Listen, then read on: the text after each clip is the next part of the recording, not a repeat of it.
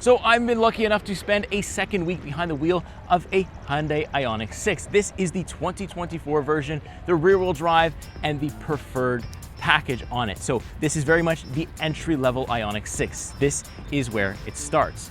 So last year I was able to show you the 2023 all-wheel drive with the Ultimate package. This has no add-ons. This is just rear-wheel drive, a long-range battery, and that's it. So I'm gonna take you through the vehicle just a little bit for the 2024 model year because not much has changed. I'll talk to you about the different packages and which one I think you should go with.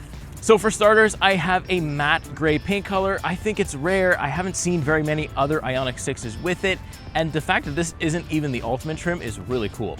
Also, you're gonna notice I've got aero wheels on this. So I have the 18-inch wheels, whereas if you go with the Ultimate package, you're gonna get 20 with those more sporty wheels, and it tends to look a little bit nicer, but for the money, I think these aero wheels are perfectly fine, and they're actually growing on me this week. So in terms of exterior changes, Ultimate package 23 or 24, that's basically it. They really haven't changed very much. So let's take a look under the hood. We do have a tiny front trunk that doesn't open or close. So strapped to the rear wheels, we have a 160 kilowatt electric motor, so rear wheel drive only. We also have a 77.4 kilowatt hour lithium ion battery that's gonna give us 581 kilometers of range. But this week I'm actually seeing upwards of around 600 kilometers of range. But that is in perfect condition. So sunny, no problems, no cold weather, nothing. So I'm getting the most optimal range out of this thing. Now we also have 225 horsepower, 258 pound-feet of torque. And then quickly we'll touch on charging. If you've got a level 2 home charger, it's gonna take you about 7 hours to go from 10 to 80%. If you can find a level 3 350 kilowatt hour charger, you're gonna go from 10 to 80% in just 18 minutes. Now with all the specs, numbers, and changes out of the way, let me take you on the interior, let me take you on the road, and tell you which IONIQ 6 is the best to buy. Let's do it. All right, back behind the wheel of the Hyundai IONIQ 6 2024, but honestly, not much has changed other than really the trim that I'm in. Last year, I was in the Ultimate package. This year, I have the entry level with nothing added to it. So I kind of get to see both sides of the coin, which is really cool. The top end, pretty expensive model, and then the low end, more affordable model. And I think, each of them are good in their own way, but obviously, if you're trying just to go for value, then I think the one that I'm currently in is the best value. Not to say that the Ultimate's overpriced. I just think that if you absolutely want to get into the IONIQ 6, the rear-wheel drive, long-range battery, the one I'm in right now, is the way to go, especially with this paint color. It looks absolutely great. Now, just because you have a rear-wheel drive, you don't have the all-wheel drive, doesn't mean we don't have any performance. Let me step on it here. Whoa, you still get the instant torque. It still delivers a great power, but it's also very smooth as well. And it kind of gives you that great power even in something like eco mode. Let's try this. It's much more delayed, but it definitely is still there. And then normal mode, it's still there, still delayed. But look, I drive a lot of the time in normal mode. I drive with my iPedal on, and I'm just trying to save as much battery as I can. Right now, I'm sitting at 89% of charge with 572 kilometers of range. So that is really good at only 89%. So I think we have plenty of range in here. And honestly, I think that's the way I'd spec it. Although I do really like all the features that come with the Ultimate package, because you get the 360 cameras, you get the sunroof, you get the 20-inch nice looking rims, you get the really good ambient lighting. The list goes on and on and on. And I feel like I would still get the rear-wheel drive, but I would also option it with the Ultimate package, just because it's still a little bit cheaper, I think, than the all-wheel drive. You still get the really good range because you're not trading your range for all-wheel drive. So you're still getting all that great stuff, but you just get the Ultimate looks from it. So you don't even need the top end all-wheel drive stuff, and you get your range. I think that's the way I probably would go. I still find myself missing a lot of the things that come in the Ultimate package. But look, if you just want to get in this thing and you just like the exterior look, you don't mind the aero wheels, and you're completely comfortable with all the equipment that's in here. I've got standard heated seats, heated steering as well. No ventilated seats, you got to get the ultimate package for that. Still got wired CarPlay. It's funny, there's no wireless Apple CarPlay, it's interesting. But there is USB-C ports around, there's a wireless charger here. You still get these 2 massive screens, it's all digital.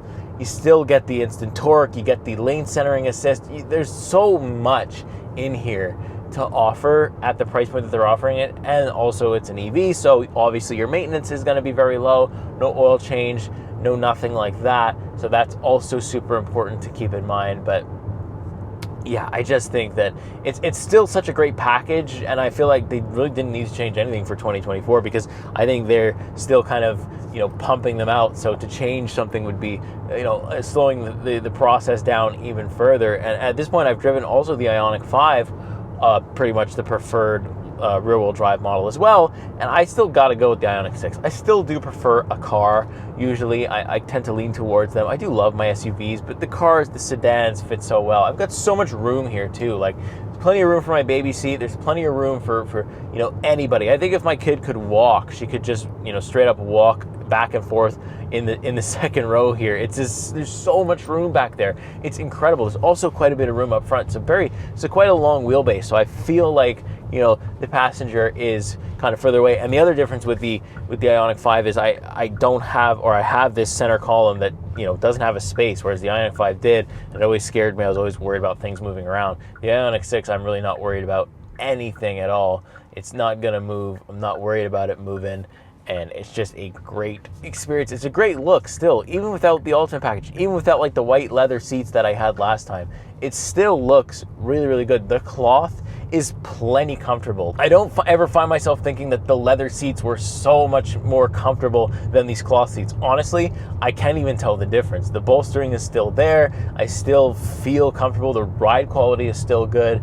The sound deadening is pretty decent as well. There's not that much road noise in here. There is still some, obviously, but not that much on it. Like, I can't notice the difference between an Ultimate and the Preferred. So like, Hyundai have done a good job in speccing things out. If you want to go crazy, if you want the crazy ambient lighting, stuff like that, it's definitely there for you if you want to spend the money. But if you don't, or if you can't, and you just want the base IONIQ 6, you're going to be so pleased with it. This platform is so great. It's my favorite EV. I think I would definitely choose this over the Model 3 just because it feels like a normal car, whereas the Model 3 still feels like an appliance. Electric cars in general can kind of feel like an appliance, but I feel like the IONIQ 6 looks so unique that it's hard to call it an appliance, whereas the Tesla, there's so many of them now, so many of them everywhere. I feel like it's just a driving computer, where things like the IONIQ 5, IONIQ 6 feel more like an actual vehicle, and I think I like that a lot. So final point is how I found charging this week. It's been very easy because actually they're building more and more chargers around my house, so I don't actually have to go as far anymore to get, you know, the amount of range that I want. And honestly, this morning I was like, you know what, I don't really need to charge right now. I'm about 75%, but I have to drop the car off later, so I'm gonna charge to 100% from 75. I plugged it in a 50 kilowatt hour charger. It took like 23 minutes. I went to get a coffee, went to get some breakfast. By the time I was done breakfast, the car was basically at 100%. So I don't think charging is gonna be so much of an issue as they keep, especially in Quebec, they keep bringing more and more stuff out. It's just that I did run into some chargers that seemed to be working, but not really. It would give me errors, didn't like the vehicle, or the charger was like, I don't know what's going on. That is still a thing, and I think that will always be a thing, unfortunately, because some chargers are just not going to work and people are not going to use things properly. They're going to break stuff. But the good news is there are several of them, and they keep popping up around my house, and I'm very, very thankful for that. So just owning an electric vehicle, even for a week, makes my experience a lot easier.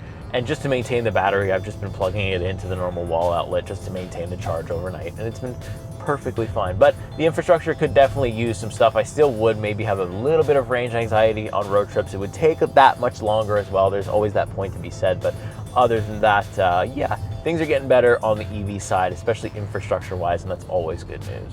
So that is going to wrap it up for the Hyundai IONIQ 6 2024 model. I think it is a great entry-level place to start, and if you want to go higher, the options are there. I still love it, just like I love the all-wheel drive.